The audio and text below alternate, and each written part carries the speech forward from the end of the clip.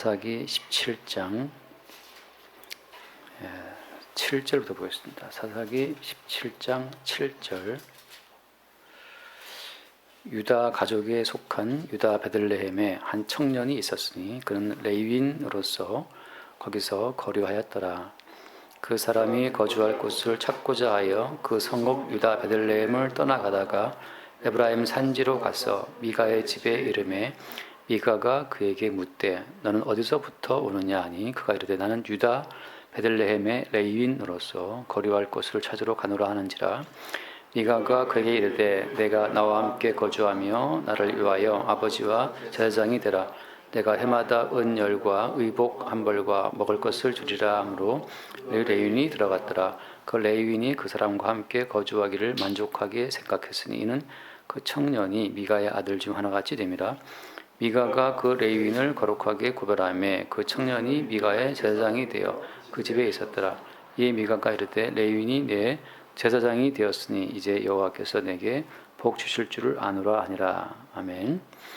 13절 끝에 미가가 한 고백이 있죠. 레위인이 내 제사장이 되었으니 이제 여호와께서 내게 복 주실 줄을 아노라라고 하잖아요. 그러니까 복의 근거, 복 받을 만한 그런 근거를 준비했다라고 이제 미가가 생각한 거잖아요. 그러니까 복 받을 만한 근거를 뭐라고 생각한 겁니까? 이 미가는 정통 그 제사장의 계보를 잇는 그 레이지파 사람을 자기가 영접해서 그 레인이 자기 제사장이 됐기 때문에 복 받는다라고 생각하는 거잖아요. 그러니까 이제 우리가 생각하는 복의 어떤 근원, 넓게 말하는 거죠. 우리가 생각하는 구원의 어떤 근거, 그런 모든 것을 지금 이 미가는 갖추었다고 생각하는 겁니다. 그러니까 이제 이게 복받을 만한 근거를 내가 갖추었다라고 생각하는 이 생각이 문제가 있는 거란 말이죠. 이제 문제가 있지만 문제가 있는 걸 있는데 모르고 있는 거예요. 마찬가지로 오늘날도 마찬가지죠. 오늘날로 이제 이것을 이제 약간 이제 각색한다 할 거는 오늘 바꾼다 할 것 같으면 이런 거죠. 레위인이 유다 베들레헴 성읍에 거주했었던 레위인이니까 아무튼 레위인은 그 제사장 자격이 있는 거잖아요. 그러니까 제사장 자격을 갖춘 레위인이 그 정통 제사장 잘 갖춘 레위인이 우리 집에 있기 때문에 우리 집은 이제 하나님이 복 주실 거라고 하는 그런 생각을 갖고 있는 건데, 말하자면 우리 교회는 정통 교단 신학을 전공하고 정통 교단에서 목사 안수를 받은 목사님을 우리 교회에서 모셔드렸기 때문에 이제 우리 교회는 참된 교회라고 생각하는 것과 마찬가지인 겁니다. 그러니까 말하자면 복받을 만한 모든 그런 근거를 이제 보이는 어떤 언약의 조각으로 맞추고 있는 거예요. 그래서 이제 오늘 말씀 보면 너무 나오지만 이 당시에, 그러니까 사사기 당시에 사람들의 인식이라는 것이 뭐냐면 이스라엘 민족에게 언약이 있지만 그 모든 언약의 그 파편들을 다 끌어모아 가지고 여호와와 좋은 관계를 맺는다고 생각하고 있는 겁니다. 그러니까 이제 오늘 뭐 잘 안 봤지만 예를 들어서 지난주에 봤지만 미가의 어머니가 은 1,100개 잃어버렸잖아요. 은 1,100개 잃어버리고 나서 그 미가 은 1,100개 잃어버린 엄마가 저주를 해대니까 저주가 무서워서 그 어머니의 아들 미가가 실토를 하고 갖다 돈을 주니까 어머니 그 가운데서 그죠? 200개를 떼어서 이제 신상을 만들고 뭐 이렇게 한 거란 말이죠. 근데 그렇게 할 때 이들이 쓴 용어를 보면 다 어떤 겁니까? 그 미가의 어머니 같은 경우에는 어때요? 저주를 하잖아요. 저주를 했다가 그 아들 미가가 훔쳐간 돈을 갖다가 주니까 무슨 말 하냐면, 안 봤습니다만 그 17절 2절 말씀이 나오는데 2절 말씀 보니까 그의 어머니가 이르되 내 아들이 여호와께 복받기를 원한다라고 한단 말이죠. 그가 어떤 용어를 씁니까? 여호와라고 하는 용어를 쓰는 거죠. 자, 제 말은 무슨 말이에요? 오늘날 수많은 사람들이 하나님의 은혜입니다 라는 말을 막 반복되기 해요.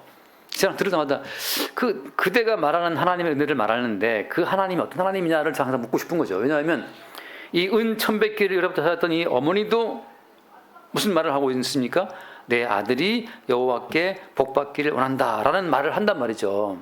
그러니까 여호와라는 그 어떤 명칭, 그 다음에 복이라고 하는 그 명칭, 그 다음에 또 그 3절 말씀 보면 나오지만 그의 어머니가 이르되 내가 내 아들을 위하여 한 신상을 새기며 한 신상을 부어 만들기 위해 내 손에서 이 은을 여호와께 거룩히 드린다라고 한단 말이죠.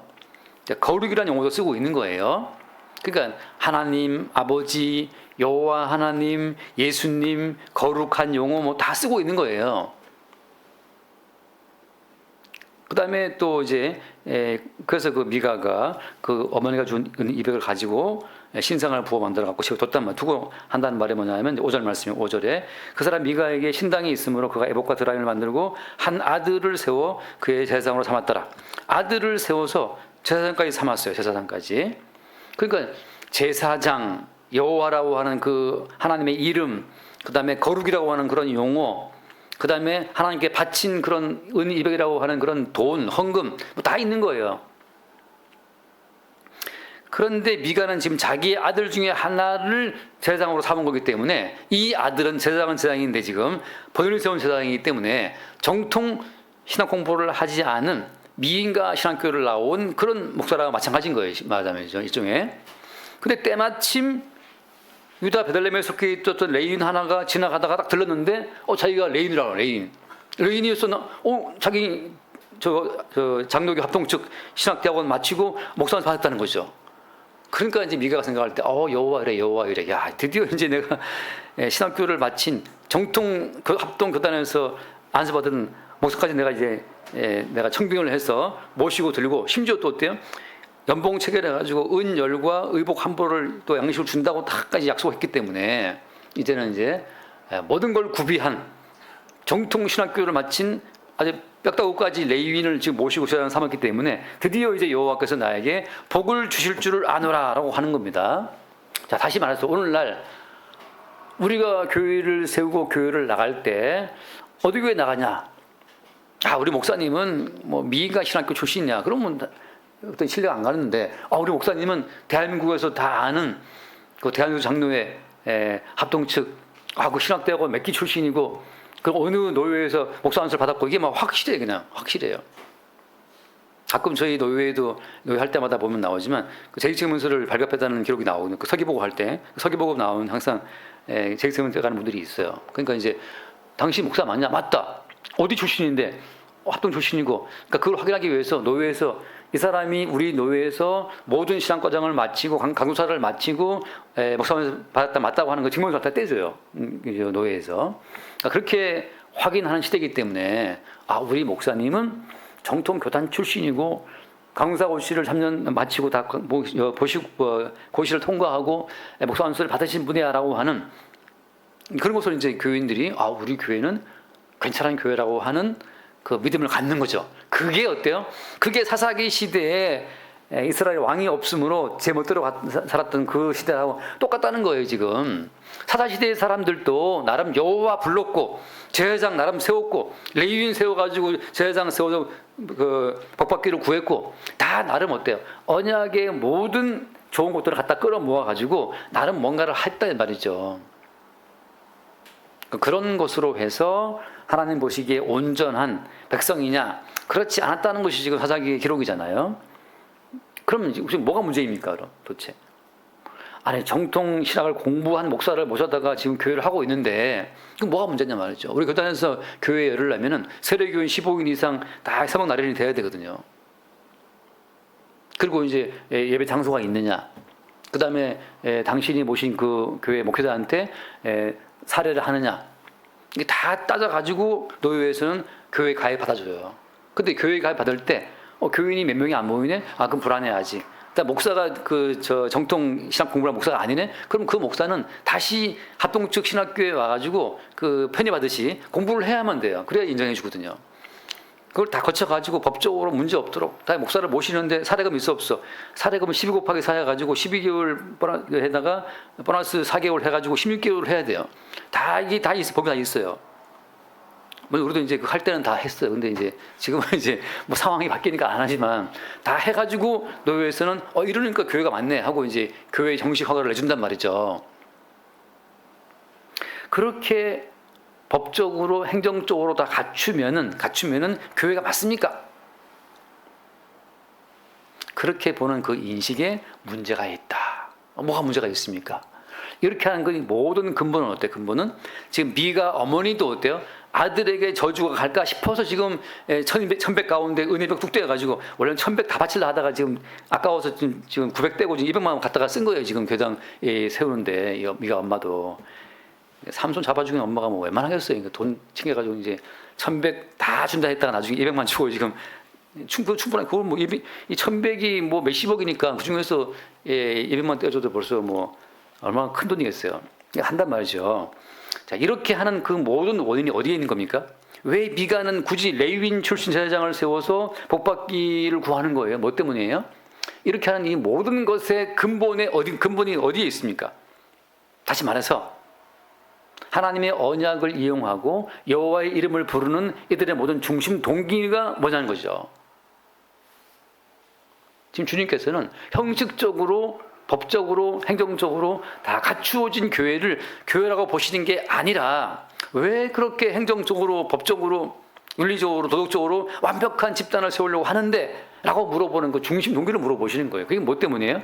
잠깐 한번 말씀 보면 마태복음 12장 말씀 보면 마태복음 12장 뭐 다들 외우는 말씀입니다. 하도 제가 많이 봐가지고 마태복음 12장 38절 12장 38절 그때 서기관과 바리새인 중 몇 사람이 말하되 선생님이 우리에게 표적 보여주시기를 원하나이다. 같이 봐요. 39절 예수께서 대답하여 이르시되 악하고 음란한 세대가 표적을 구하나 선지자 요나의 표적밖에는 별 표적이 없다. 왜 구하는 거예요? 악하고 음란한 세대가 표적을 왜 구합니까? 살기 위해서, 자기 복을 위해서, 자기 생존과 자기의 행복을 위해서 구하는 그 모든 것이 어때요? 하나님 보시기에, 주님 보시기에 음란하고 악하다는 거죠. 바리새인들이 누가 구한 겁니까 지금?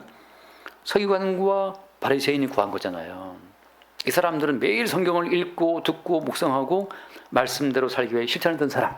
문사님 좋아하시는 그 단어 있잖아요. 실천. 어떻게 해야 우리가 이걸 실천할 수 있습니까? 그 실천, 말씀대로 실천하기에 도같은 사람들이 바리새인들이에요. 항상. 그래서 이래 두번 금식하고 11조를 드리고 구제하고 봉사하고 다 했던 사람들이 바리새인들인데 이 바리새인들을 한마디로 말하면 말씀에 생활하, 말씀에 실천하거든요. 이 말씀대로 살아야 된다는 걸 강조한 사람이 바리새인들인데 그들은 사실 왜 말씀대로 살기를 구했던 겁니까? 뭐 때문에? 자기 생존과 행복을 위해서 구한 거예요. 자기 정당함을 위해서 구한 거란 말이죠. 자기의 옳음을 입증해서 주님 앞에 복받기 위해서 내가 옳은 사람에게 의인에게 복준다 그러시니까 지금 바리새인들은 이 말씀을 실천해서 나의 의인됨을 갖춘 상태에서 복받기를 바라는 마음으로 지금 말씀을 살기 바라는 거예요. 거꾸로 말해서 말씀대로 살면 복은 고사하고 저주가 있다 할 것 같으면 누가 살기를 바라겠습니까? 그래서 그 청년 부자가 어떻게 용서했습니까? 말할 때 주님 답변이 뭐였어요? 네 소유를 다 팔아가지고 가난한 자에게 다 나눠주고 따라와라 할 때 그때 청년 부자가 돌아가잖아요. 왜 돌아갔습니까? 돈이 많았기 때문에. 다시 말해서 그 청년은 지금까지 왜 말씀을 지킨 거예요? 말씀을 지키고 실천하고 살면 더 많은 복이 온다고 믿었기 때문이잖아요. 근데 주님 하신 말씀에 네 모든 소유 다 팔아가지고 누구한테 줘라? 다 팔아가지고 주식에다가 삼성전자에 넣고 따라오라가 아니잖아요. 다 팔아가지고 뭐 엔비디아 요즘 뭐 테슬라 그 투자가 그게 아니고 다 팔아가지고 저 서울역 앞에 노숙자들한테 다 나눠주고 내게 돌아온다는 기약이 없어. 노숙인들은 이건 귀신들이에요. 갖다 좀 돌아오는 게 아무것도 없어요. 먹고 끝나요 그냥. 그러나 우리 이웃에게 주면 나중에 떡 하나 주면 빈 그릇 안 주고 채워주잖아요. 이게 거래가 있지만 노숙인들은 주면 더 달라 그러고 더 안 주면 그냥 쌩 무시하고 가버립니다. 노숙인 단체에서 항의 들어오겠는데 아무튼 노숙인 단체가 없고 그냥 다 이렇게 끼리 연락해서 왔다 갔다 하지만 그분들은 정말 메뚜기 떼처럼 와서 먹고 사라진단 말이죠. 강동구에 제 아는 목사님 거기도 노숙인 밥 해주고 그 다음에 봉투에다가 차비를 줬단 말이죠. 정말 메뚜기떼처럼 몰려들 오시면 어떻게 알고 오시는지. 저는 이제 속으로 아닌데라고 하지만 그 목사님은 또 이제 나름 이제 또 뭐 있어요. 나름의 어떤 명분이 있단 말이죠. 무슨 말인가? 서기관과 바리새인들이 말씀을 읽고 듣고 지키고 살아온 그 모든 목적도 사실은 자기를 위해서거든요. 그 자기를 위해서 구하는 그 모든 것이 어때요? 악하고 음란한 세대라고 하는 거죠. 근데 그 악하고 음란한 세대에 뒤에 가고 나오지만 악하고 음란 이 세대 속에 들어온 그 알맹이는 더러운 귀신이었어요. 그 더러운 귀신 7이 들어간다 하신 말씀처럼 이 악한 세대가 더러운 귀신 7 들어가 있는 세대가 똑같다고 지금 말씀하시는 거죠. 다시 말해서 그렇게 레위인을 모시고 신학 공부하고 끝난 목사님을 모시고 교단 신학교 목사님을 모시고 예배당을 세우고 신상 세우고 십자가 세워놓고 아무튼 200개 받았으니까 그거 지금 한 말하자면 이게 은 1,100이 거의 한 50억쯤 내는 돈인데 그 50억 가운데 지금 은 200억 뚝 뗐잖아요, 그죠? 그 매덕 갖다가 지금 예배당 하나 보증금 넣고 하나 얻고 그다음에 십자가 하나 세우고 강도상 갖다 놓고 의자 갖다 놓고 마이크 설치하고 뭐 다 쓰죠. 그다음에 이제 제회장 예인 출신 모셔가지고 연봉 체결할 때 은 10개 주겠다 해마다 의복 주겠다 밥 먹여 주겠다 다 했단 말이죠. 그래서 12개월 곱하기 4 해가지고 16개월 저 살아가면 줄게 다 하는 때 완벽해 지금 모든 것이다. 그리고 이제 그 미가가 한 말처럼 자 이제는 모든 것을 내가 구비했으니까 여호와께서 내게 복 주실 줄을 아노라라고 하는 거죠. 그러니까 이제 설교할 때마다 우리 교회는 무슨 교단에 속해 있는 교회고 나는 어떻게 신학 공부를 마쳤고 그리고 우리 교회 십자가도 있고 뭐 다 있고 강성도 다 갖춰져 있고 다음에 장로님도 세워놨고 다 했으니까 이제 우리 교회는 주님 보시기에 그 뭐라 할까요? 복 주실 만한 그런 교회니까 열심히 나오십시오. 여기 나와서 기도하면 다 들어줄 겁니다. 믿습니까? 왜 아멘이 없지 여기? 이러면서 이제 아멘 유도하면서 말이죠. 왜 아멘 안 해? 이러면서 왜 아멘 그러면 역시 우리 교회 좋은 교회 된단 말이죠. 그걸 지금 사사기에서는 뭐라고 하는 거예요? 왕이 없으므로 사람마다 자기 속에 옳은 대로 행하였더라라고 하는 개판 5분 전 교회라고 설명하시는 거예요. 그러면 원래 성경은 그럼 뭘 말하는 것이냐? 잠깐 말씀 마태복음 16장 말씀 그것도 또 같은 한 1100. 그러니까 이 모든 말씀은 다 봐도 헛보는 거예요. 사람들은 그냥 마태복음 16장 23절. 마태복음 16장 23절. 예수께서 돌이키신 베드로에게 이르시되 사탄아 내게로 물러가라. 너는 나를 넘어지게 하는 자로다. 내가 하나님의 일을 생각하지 않냐고 도리어 사람의 일을 생각하는도다 하시고 같이 봐 24절. 예수께서 저에게 이르시되 누구든지 나를 따라오거든 자기를 부인하고 자기 십자가를 지고 나를 따를 것이다. 자 아까 앞에는 주님 말씀이 뭐였습니까? 뭘 보여준다 했습니까? 내가 보일 표적은 요나의 표적. 여기 말씀 여기서는 또 자기를 부인하고 자기 십자가를 지고 따라오라. 공통점은 어떤 겁니까? 공통점은 성경이 말하는 건 자기 부인이에요. 자기 부인. 이제는 복 주시겠지가 아니고 이제는 너를 죽이는 네가 주님 보시기에 죽어 마땅한 주인임을 누가 말해주느냐. 그 자리가 인자이신 주님이 함께 하시는 자리고 그 자리가 성경에서 말하는 여호와 하나님이 임재하시는 자리예요. 무엇으로? 복은 고사하고 하나님 보시기에 너는 죽어 마땅한 자라고 하는 죽어 마땅한 우리의 실상이 까발려지는 그곳이 참된 여호와께서 임재하시는 자리라고 하는 거죠. 모든 것을 세팅해놨다 하더라도 지금 거기에서 전파되고 선포되고 언급되어지는 그 주님이라고 하는 그 분이 내 존재를 긍정해주고 내 존재를 강화시켜주는 분이라면 그건 마귀의 처소 귀신의 집이라고 하는 거죠. 근데 우리 생각하잖아요. 내 존재가 부정당하면 사는 맛이 뭔데, 사는 의미가 뭔데, 다 내 존재를 긍정받기 위해서 나온 건데. 여기서 생각해 보세요. 주님은 보이지 않는데 어떻게 보이지 않는 주님이 우리 가운데 살아있음을 우리가 어떻게 알 수 있습니까? 제가 상하이 가서도 이제 했던 말이 그 말이었어요. 장로님 세워주는 분들 뭐 다 있잖아요.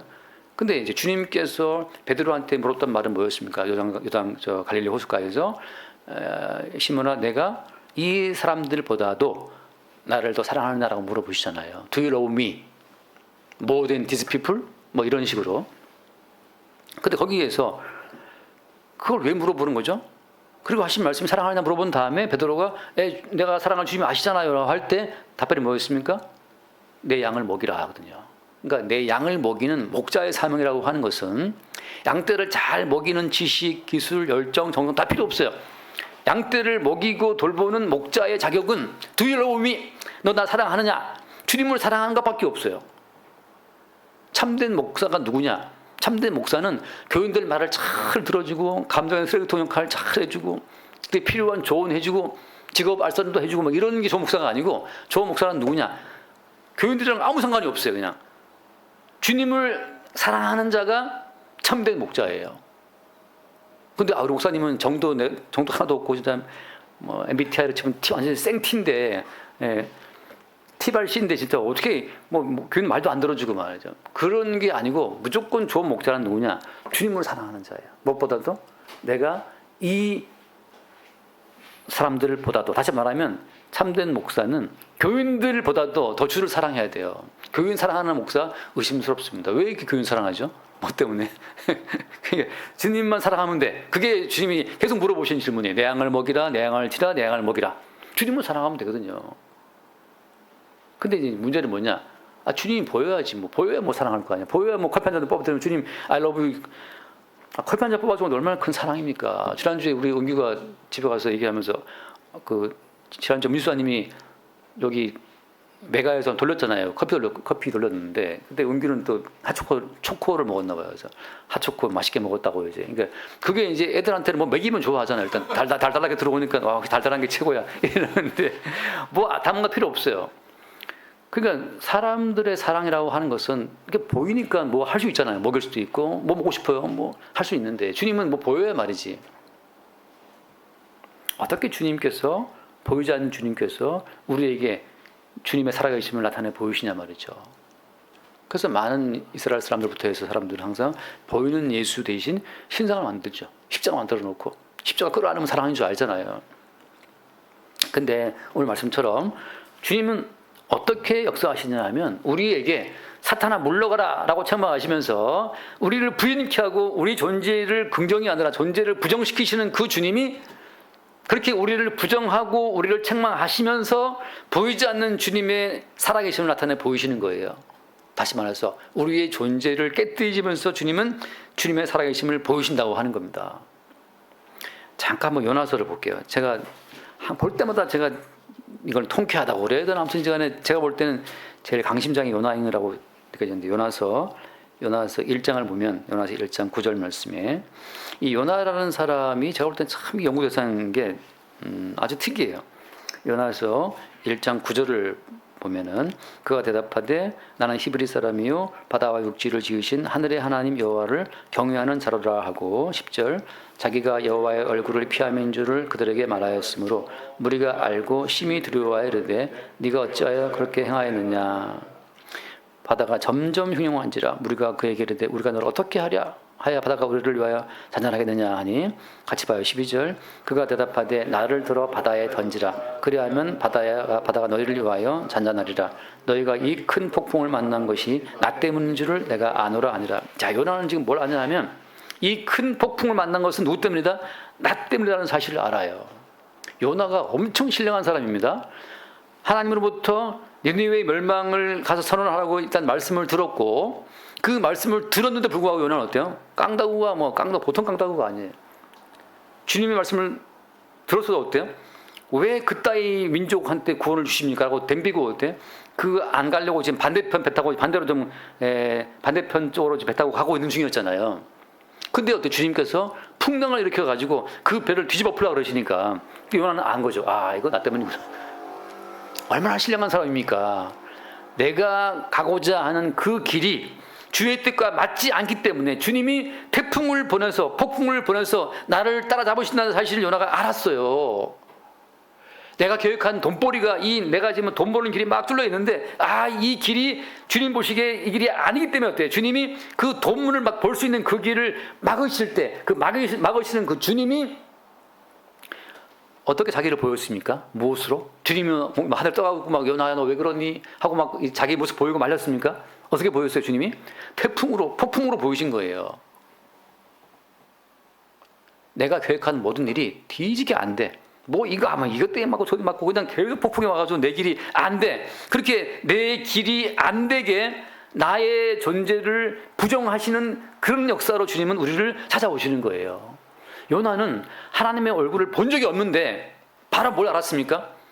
나 때문이야. 내가 지금 하나님 말씀을 안 듣고 도망치는 중이기 때문에 하늘의 하나님이 지금 도망치는 나를 따라잡으러 왔다. 무엇으로? 폭풍으로, 태풍으로. 그걸 요나가 알고 있는 거예요. 그래서 하는 말이 뭡니까? 나를 들어 바다에 던져. 그리하면 바다가 너희를 위하여 잔잔하리라. 왜냐하면 이 폭풍은 주님께서 나를 잡으려고 보내신 거기 때문에 이걸 알고 있어요. 그럼 뭐가 안 될 때, 왜 이렇게 안 돼? 우리는 막 분개하잖아요. 짜증나고. 근데 그게 뭘 말하는 겁니까? 사실은 주께서 지금 그 태풍으로, 그 폭풍으로 우리의 길을 막으시는 거예요. 그렇게 보이지 않는 주님은 그렇게 우리의 길을 막으심으로써 당신의 살아계심을 나타내 보이신다고 하는 거죠. 살아있을 때 주님께서는 베드로에게 사탄아 물러가라고, 베드로의 존재를 사탄이라고까지 하시면서 책망하시면서 자기 드러냈고, 나 따라오거든 너를 부인해야 돼. 자기 존재를 공정하고 살기 위해 따라오는 자들을 향해서 사탄아 물러가라고 외치시는 그 주님이 우리가 사랑해야 될 주님이라고 하는 거죠. 왜? 그렇게 주님께서는 우리를 천국으로 끌고 가시는 거예요. 아기가 옛날에 어떤 분이 저랑 얘기할 때 참 저는 그걸 듣고 너무 어이가 없었는데, 하나님은 우리에게 그 자유의지를 주신 분이기 때문에 자유의지를, 우리가 만약에 하나님 사랑 거부하고 지옥 막 가면, 주님 막 간절히 막 불러도 막 가면 안 막으신다는 거예요. 내가 듣고 있다가 진짜 화가 나가지고, 아니 그러면 만약에 당신 아들이 지금 앞에 지금 끓는 가마가 있어, 끓는 냄비가 있는데, 그래 막 애가 이렇게 막 기어가, 근데 막 자유유지, 야 자유유지 애기야 컴온 뭐 터널 큰다고 그러냐고 쫓아가서 그냥 잡고 확 잡아 챙기죠. 똑같죠, 그죠? 우리 아들이 누가 봐도 지금 저 부동산 사기가 명확한데, 상가 사기 명확한데, 지금 아버지는 공인 중개사고 지금 얘는 지금 아무도 몰라. 근데 지금 상가 사기 지금 부당 직전이야 지금 기부장이야 지금. 그런데 그걸 보고 있겠냐고 지금 쫓아가서 그 사기치는 그놈 잡아서라도 어때? 사기치는 그놈을 패 쳐서라도 사기 안 당하게 내 아들을, 그 지금 돈이 지금 얼마나 하셨죠, 시장님? 15억 5천이 들어갔는데 그 15억 5천 날리게 생겼는데 그걸 놔두겠냐고 지금. 자유지고 개뿔이고 다 헛소리 치우고. 살아계신 주님은 그렇게 우리가 하고자 하는 그 일을 스톱시키고 잡아채서 끄집어내는 방식으로 주님의 사랑을 보이시는 거예요. 그런데 뭐 주님은 자유의지 때문에 자유의지를 맡겨서 몇 번 경고해도 안 들으면 주님도 어쩔 수 없다, 이렇다. 그래서 아유 당신 아들이 그러면 가만히 있겠냐고 쫓아가서 미친 새끼야 하고 이제 잡아서라도 잡아채서 그 15억 5천원을 건져야지. 어떻게 그걸 까먹게 한다고 말이죠. 물론 까먹게 할 수도 있어요, 주의 뜻 가운데서는. 근데 문제는 뭐냐, 주께서 당신의 사랑을 보이실 때에는 어떤 식으로 우리의 계획과 우리의 뜻을 부정하시는 방식으로 주의 살아계심을 증거한다는 거죠. 그래서 이렇게 노골적으로 하나님 뜻에 반항하고 대들고 지못대로 가는 이 요나를 보면, 이 요나가 우리의 어떤 본성을 가장 선명히 보여준 어떤 존재가 아닌가 싶어요. 이렇게까지 깡다고 이렇게 대놓고 이렇게 주님 이렇게 막 대드는 인간은 없거든요, 사실은. 그리고 아주 얼마나 또 솔직해요, 또. 그 얼마나 좀 깡이 좋은지. 그냥 나를 던져 바다에다가. 근데 솔직히 폭풍 치는 바다를 보면 성취합니다, 진짜. 제가 그때 배 타고 목포도 가보고 제주도 가봤지만, 배 타고 목포 제주도 가면서 이렇게 내다보면, 야 저기 떨어지면 소금물 한 모금 마시는 순간 정신 잃습니다, 사람들. 근데 지금 요나는 뭐라고 하는 거예요? 나를 들어 바다에 던지라. 이거는 무슨 깡이, 이런 깡도 없어 그냥. 아무튼 그런데 지금 이제 제 말한 초점은 이거죠. 지금 이 사람들이 구하는 것이 그들의 이성이 용납 가능한 모든 시스템. 지금 이미 언약 가운데 어때요? 언약 가운데 여호와 하나님도 있었고, 제사장도 있었고, 레위인도 있었고, 다 있었어요. 다 있는 언약의 요소를 다 끌어 모아서 자기 욕망을 위해서, 자기의 복을 위해서 쓰고자 할 때, 거기에는 주님은 계시지 않고 더러운 귀신만 7이 들어가 있다는 거죠. 우리가 그러니까 주님의 이름을 부르고 나더러 주여 주여 했지만 어때요? 그냥 주여 주여 하고 특별 기도회도 하고 목사님도 모시고 있고 성도라고 서로 부르고 헌금도 하고 다 했는데, 거기에 중심에 지금 자기의 욕망과 자기의 뜻을 위해서 주여 주여 부르고 있다면 거기에 뭐가 있다는 겁니까? 더러운 귀신 7이 들어가 있다는 거죠. 그러니까 지금 미가가 지금 착각하고 있는 거죠. 이제 여호와께서 레위인이 내 제사장이 되었으니 이제 여호와께서 내게 복 주실 줄을 아노라. 이게 지금 얼마나 큰 착각이고, 이 시대도 어때요? 이 시대도 얼마나 많은 크리스찬들이 우리 교회 건전한 교단에 속해 있고, 우리 교회 목사님 정통신앙 공부하셨고, 우리 교회 장로님들 다 훌륭하시고, 그게 모여서 우리는 주여 주여 기도해. 뭘 기도하는데 들어보면 자녀들의 행복을 위해서, 남편의 번창을 위해서, 가정의 행복을 위해서 막 기도하고 있단 말이죠. 그 누가 그러죠? 그게 나쁜 일입니까? 그게 왜 나쁜 일입니까? 가정 잘 되기를 바라는 게 좋은 일이지. 근데 그게 뭐가 문제인 거예요? 거기에 주님께서 우리를 창조할 때는 우리 개인을 위해 지은 것이 아니고 우리를 창조하신 그분의 의지를 위해 우리를 지었잖아요, 그죠? 그러니까 우리가 직원을 한 명 고용해도 그 직원을 위해서가 아니라 그 직원을 고용한 그 회사, 그죠? 사용자의 목적을 위해서 고용한 거잖아요. 그런 것처럼 주님이 우리를 창조할 때는 주님께서 우리를 창조하신 목적이 분명히 있다는 거죠. 그 목적으로서 우리를 창조하시고 지금까지 먹이시고 입히시고 있는 거예요. 그럼 무엇 때문입니까? 그래서 아까 했던 말씀처럼 나를 따라오든 자기를 부인하고 자기 십자가를 지고 따라오라고 말씀하시는 거죠. 그런 점에서 주님께서는 우리의 인생을 통해서 뭘 보여주자 하시는 겁니까? 오늘 말씀 이제 넘어갔지만 잠깐 말씀 볼게요. 히브리서 말씀 7장, 히브리서 7장. 자, 한번 14절 말씀 볼까요? 14절. 7장 14절.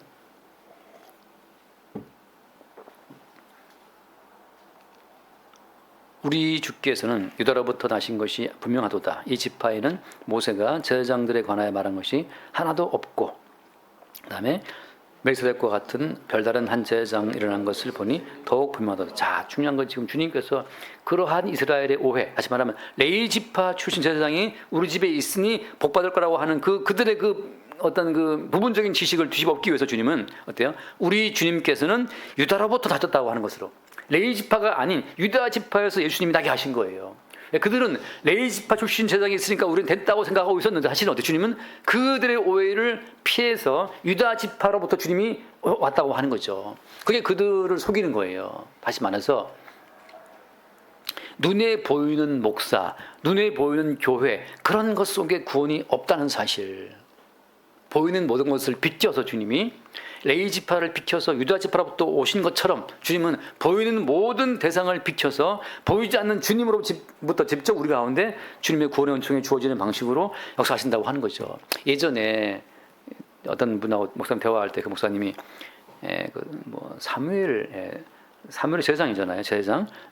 사무엘서를 보면 나오지만 사무엘이 그 살고 있는 곳 자체가 그러니까 레위 땅이 아니었고 에브라임 땅이었나면 그럴 겁니다. 사무엘. 그래서 이제 어떻게 사무엘이 레위 지파가 아는데 제사장이냐 이렇게 이제 저한테 물어본 적이 있어요. 사실은 이제 뒤에 보면 나오지만 사무엘은 레위 지파가 맞아요. 단지 그 땅이. 근데 제 답은 뭐였냐면, 비록 사무엘이 레위 지파가 아니라 하도 큰 문제는 없다. 왜? 어차피 제사장의 실제이신 예수 그리스도가 레위 지파가 아니고 유다 지파에서 왔기 때문에, 비록 그 가운데에서 한 명 정도 멜기세덱의 반차를 따라 나온 자가 있다 하더라도 무슨 문제가 되느냐. 그 보이는 레위 지파에 매일 거 없다고 이제 답변을 했어요. 나중에 보니까 사무엘 레위 지파 출신이 맞긴 맞는데 핵심은 그게 아니라는 거죠. 이제 문제는 뭐냐면 지금 핵심이 그겁니다. 눈에 보이는 어떤 사람이 바르게 이제 주님 모시기 경건하게 살고 목사가 되고 하더라도 그 눈에 보이는 그 사람은 중요하지가 않다는 거예요. 왜? 항상 주님은 눈에 보이는 사람을 비켜나는 방식으로 역사하시기 때문에. 어저께 제가 이제 잠깐 식사하는데 아내랑 대화하면 제가 그랬어요. 지난번에 무슨 수요 예배인가 아무튼 설교 요약을 최 집사님이 했는데 너무 설교 요약을 너무 잘했어요. 그래서 내가 식사하면서 최 집사님 설교 요약 너무 잘했다고 이제 이렇게 이야기를 했는데, 아내가 듣고 있다가 참 우리 교회에 정말 최 집사 같은 분이 있다고 이제. 그래서 내가 갑자기 왜 눈에 보이는 최 집사가 왜 우리 교회로 돌아오느냐 이야기가. 그랬더니만 잠깐 생각, 그게 아닌가 싶더니 하신 말을, 그런 집사를 잘 키워내신 목사님이 있었군요. 이게, 아니, 그게 아니고, 내 말은 그게 아니고.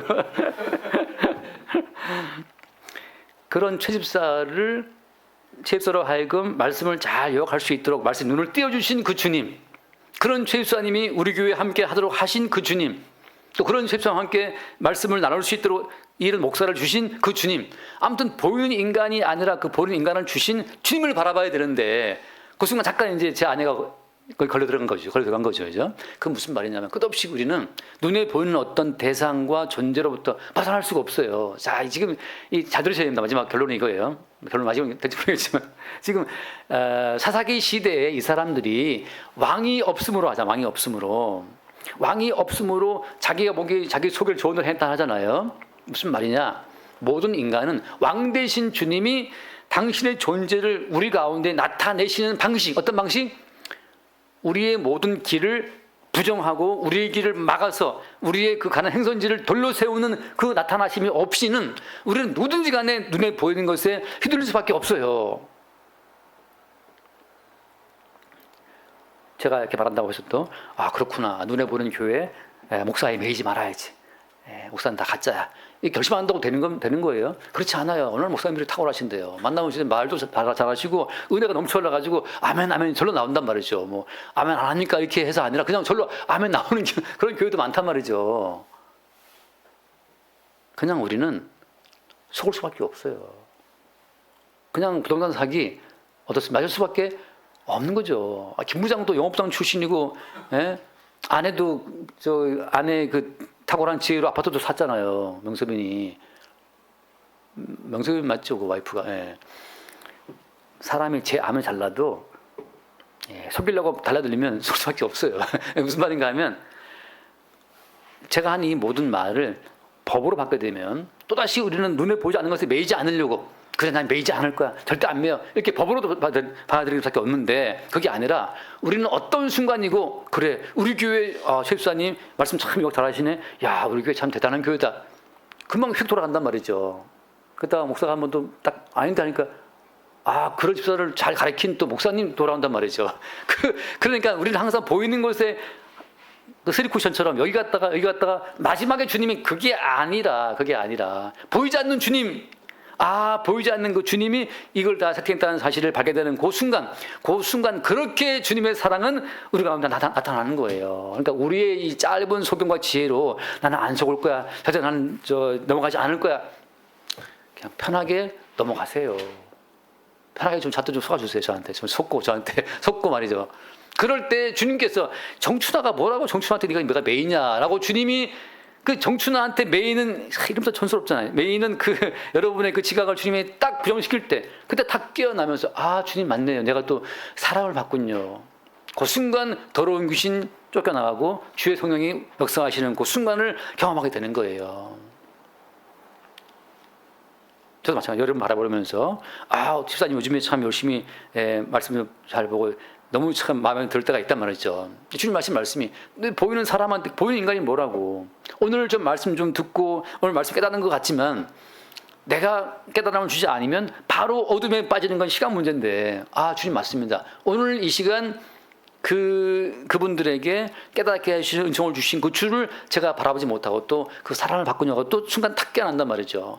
그렇게 주님께서는 우리가 하고자 하는 이 보이는 사람에 매이고 보이는 방법에 매이고 보이는 건축물에 이 예배당에 매이고 이런 매이는 우리의 모든 관점을 주님이 수시로 탁 깨뜨리시면서 야 내가 너와 함께하고 있잖아.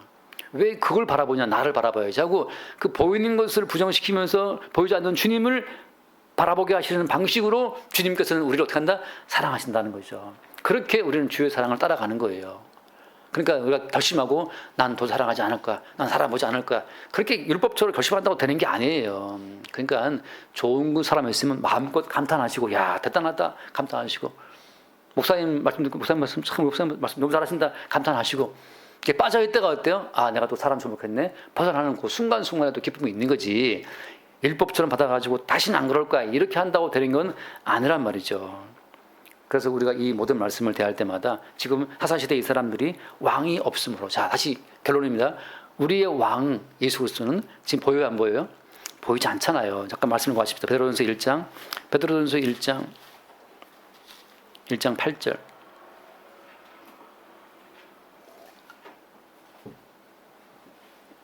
베드로전서 1장 8절 예수를 너희가 보지 못하였으나 사랑하는도다. 이제도 보지 못하나 믿고 말할 수 없는 영광스러운 즐거움으로 기뻐하니 믿음의 결국 곧 영혼의 구원을 받습니다. 영혼의 구원이 우리한테 있다는 사실을 어떻게 알 수 있느냐? 주님의 사랑의 간섭이 있을 때, 주의 사랑의 터치가 있을 때 어떤 식으로? 우리가 긍정하고 우리가 추구하는 우리의 욕망의 길이 항상 주님에 의해서 부정당하면서 다시 돌이키게 될 때 그때 우리는 주의 사랑을 아는 주님이 내 길을 돌이키시네? 그래서 제가 하는 말 사람이 자기의 길을 계획할지라도 어때요? 걸음을 인도하시는 분은 길은 내가 계획해도 걸음을 원 스텝, 투 스텝 이렇게 우리의 걸음을 인도하시는 분은 주님이에요. 나는 다시스로 가고 싶어. 주님이 폭풍을 보내가지고 한 스텝 어떻게 합니까? 고래뱃속으로 쳐박아 버리죠. 그러니까 나는 이 길로 가고 싶은 주님께서 우리를 들어가지고 어때요? 오히려 망하는 길로 쳐박아 버리시고 다 까먹었네. 쳐박아 버리신 거죠. 근데 그것이 무엇이다? 그게 주님의 사랑이에요. 어때요? 마지막 믿음의 결국 뭐라고 했습니까? 곧 영혼의 구원을 받다. 여기서 믿음의 결국 곧 아파트를 샀더라. 믿음의 결국 곧 부동산 값이 10배가 뛰었더라. 믿음이 결국 곧 교인이 뭐 교회가 뭐 300배 부흥했더라. 그런 게 아니에요. 뭐를 잃고 뭐를 망가뜨리고 뭐가 안 돼도 믿음의 결국은 어때요? 영혼의 구원하는 것은 영혼은 주님과 함께 있다는 말이거든요. 영혼은 주님 안에 있다는 말이거든요. 영혼의 구원이. 영혼은 주님 안에 있는 것만이 그게 우리 믿음의 결국이고 그게 주의 사랑이에요. 이 땅에서 어차피 모든 걸 다 두고 잃어버리고 가는 거잖아요. 어차피 모든 걸 다 두고 갈 거란 말이죠. 아니 집이 아파트가 30억이면 뭐합니까? 내가 오늘 한 끼 먹는 거지. 한 끼 맛있게 먹으면 아파트 30억짜리 갖고 있음에도 불구하고 불평 짜증내고 먹는 것보다도 훨씬 행복한 사람인데 오늘 죽어도 어때요? 믿음의 결국 영혼의 구원을 받음이라 그 말씀처럼 오늘 주와 함께 있으면 그게 행복이란 말이죠. 오늘 주님 안에 있는 그 행복을 누릴 수 있길 바랍니다. 기도합시다. 주님 감사합니다. 언약의 조각들을 다 끌어모아서 이제 복받기를 바라는 이 어리석은 미가의 삶이 또한 우리의 삶인 것을 깨달아 알게 하여 주옵시고 복받기 위한 방편으로 예수의 이름을 부르는 것이 아니라 오직 우리를 깨뜨리고 부정시키시는 우리의 삶의 길을 돌이키시는 그 주님을 향해 우리가 주님을 부를 수 있도록 성령으로 우리의 길을 인도하여 주옵소서. 우리 주 예수 이름으로 기도드립니다. 아멘.